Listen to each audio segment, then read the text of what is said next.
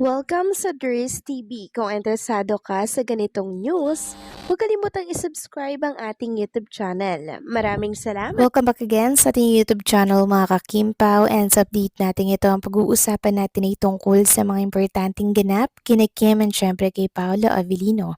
So ang pag-uusapan natin sa update na to ay may kaugnayan nga po mga kakimpaw dito po sa viral at pinag-uusapan ngayon sa mundo po ng social media na makakasama po ni Kim and Paolo Avellino para po yan sa Metro Manila Film Festival. May katotohanan nga kaya na si Ma Salvador ay makakasama dito at saan nag-ugat ang balitang yan? Yan ang pag-uusapan natin mamaya. Pero bago po ang lahat, maraming salamat po sa inyong patuloy na pagsuporta at pagsubaybay sa mga daily update natin. Kaya naman bilang pasasalamat, narito po ang isang napili kong komento patungkol ito sa naging previous update. Mula ito kay Ginang Norma Dayag. Sabi niya dito, "Good day dear, so far this will be the happiest Christmas season to be celebrated cause coincidence. Lahat para sa nangyayari sa KP Tandem. There's ewan ko kung makaabot dito sa Cagayan Valley for the viewing public. Hopefully this will be shown here in Cagayan Valley, and as a fan of KP for sure, we will view this movie of KP. God bless KP and all their legit followers, bloggers, families, friends, seniors, and Aki." Maraming salamat po sa inyong komento, Ginang Norma Dayag. Yes, tama po kayo. Lahat ay sasaya po tayo sa Kapaskuhan, lalo na pag na-approve itong entry ni Kim and Paolo para po sa Metro Manila Film Festival. Sabi ko nga po, title pa lang, grabe na, ang ganda po nito mga ka-Kim Pao, no?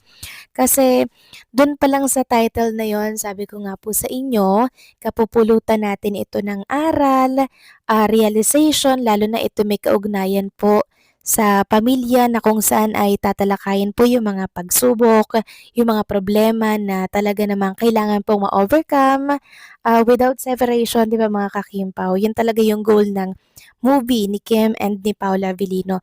Na paglabas nyo ng sinihan, marirealize nyo na ay napakaswerte ko kasi buo yung pamilya namin, mayroon kaming mga anak, di ba? Mga ganyan mga kakimpaw.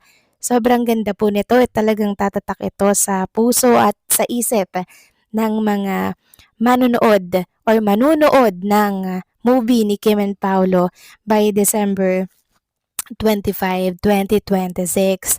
Kaya sana wag natin itong palagpasin. Ngayon pa lang mag-ipon na tayo mga kakimpaw dahil mixed emotion ito parang roller coaster yung emotion natin. May iyak tayo, malulungkot, masaya, 'di ba? Madi-disappoint, lahat mga kakimpaw, mararamdaman at mararanasan natin 'yan sa ilang oras nating panonood dito po sa movie ni Kim and Paolo. Kaya congrats in advance dahil magagaling din po yung director and yung writer ng movie na 'to mga kakimpaw.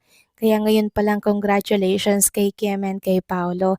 So enjoy natin ito mga kakimpaw. Kaya ngayon pa lang mag-ipon na po tayo. So maraming salamat po sa inyong komento, Ginang Norma Dayag. God bless po sa inyo at mabuhay kayo. So ito na nga pag-usapan na natin ang mga balita po na nakalap natin sa update na to at unahin na nga nating pag-usapan ang tungkol nga dito sa first charity program na ginawa po ng Kim Pao Good Vibes para po sa mga kababayan po natin na apektado po ng malakas na pag-ulan, baha po na nangyari po sa ating bansa. No? Sabi nga dito, Kim Pao Good Vibes first charity program, relief goods for 30 seniors po and PWD na mga naapektuhan ng baha sa Las Piñas. Thank you Lord and thank you to all my members in KP Good Vibes. Napakabuti ng mga puso nyo. Si Lord ang bahalang mag-bless sa inyo. And ayan mga kakimpaw, hindi natin na-screenshot yung buo. Pero maraming salamat po sa mga fans club na talaga namang nag-e-effort para po sila'y makapag-share ng blessings mga kakimpaw kahit na maliit lamang to. Malaking tulong na po ito para sa ating mga kababayan lalo na po sa mga naapektuhan po ng baha dyan po sa Las Piñas. So nakita nga natin yung mga nire-repack nila dito, mga noodles, mga delata, bigas, yan importante yan mga kakimpaw. Maraming salamat no sa mga fans club na nagtutulong-tulong para po makapagbahagi sa mga kababayan po natin na talaga naman pong apektado ng pagbaha at pag-ulan dito po sa ating bansa. Samantalang talakayin naman natin mga kakimpang tungkol sa topic natin na may kaugnayan nga po sa isang artista na kinaiinisan ng ilang mga Kimpaw fans na napapabalita po na kasama daw sa movie ni Kim and ni Paula Avellino para sa Metro Manila Film Festival. So may katotohanan nga kaya yan? Yan ang hihimayin natin ngayon. So nagulat na lamang ako mga kakimpaw sa mga update natin. Naiisa lamang po yung kinokomento ng mga viewers. May kaugnayan nga po ito mga kakimpaw sa napapabalita na pagsama daw nitong si Maha sa movie ni Kim and Paolo para po sa Metro Manila Film Festival. Alam naman natin ang kwento ni Maha Salvador and kay Chinita Princess mga kakimpaw, 'di ba? Kaya inis na inis ang ilang mga supporters. Alam niyo naman siguro yung ahasan issue, 'di ba mga kakimpaw? Kaya ramdam ko po yung inis ninyo. So saan ba nag-ugat ang balitang yan? So nang naglabas po ng mismong picture si Attorney Georgie at yung mismong editor ng film na A Perfect Marriage, ay makikita nga dito yung half picture na akala ko kahapon ay si Chinita Princess to mga kakimpaw. So, ating sinuri nga po yung picture at pinagdikit natin mga kakimpaw yung picture ni Maha Salvador at yung nasa picture na yan na inilabas po ng ilang mga director at writer, mukhang mga kakimpaw. Mukhang siya nga po ang makakasama sa movie ni Kim and ni Paolo.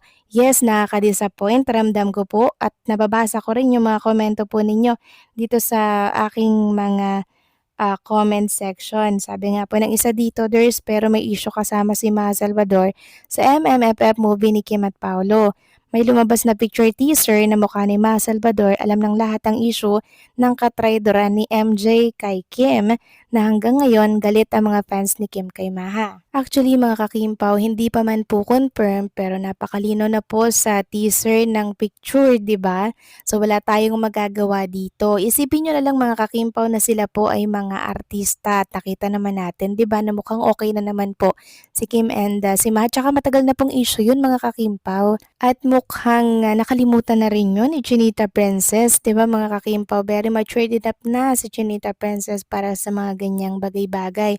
Ang importante dito ay suportahan natin si Kim and Paolo sa movie na to. Ngayon pa ba tayo magkakaganyan-ganyan, 'di ba? Ngayong na-grant na, 'di ba, yung ating mga kahilingan na magkaroon ng movie si Kim and Paolo para sa Metro Manila Film Festival. So kahit sino pa yung kasama nila dyan na artista or actor, wala tayong pakialam dyan basta ang support natin ay kay Kim at kay Paolo. Kaya magkaisa po sana tayo kahit na merong mga personalidad na hindi natin gusto sa pelikulang to mga kakimpaw kasi ang bida pa rin dito ay si Kim and si Paolo. Mga supporting actress at actor lang naman yan. Ngayon, marahil iniisip ninyo na sasaktan si Chinita Princess sa usaping ito mga kakimpaw or sa pagkakasama nga po nitong si Maha sa movie. Hindi po, okay lang si Chinita Princess. Lagi niyong isipin na matured na si Kim para isipin ang mga ganyang bagay. Ayaw na po niyang ma-stress. Gusto niya ng peace of mind kaya let go niya na yung mga matatagal na pong problema mga kakimpaw.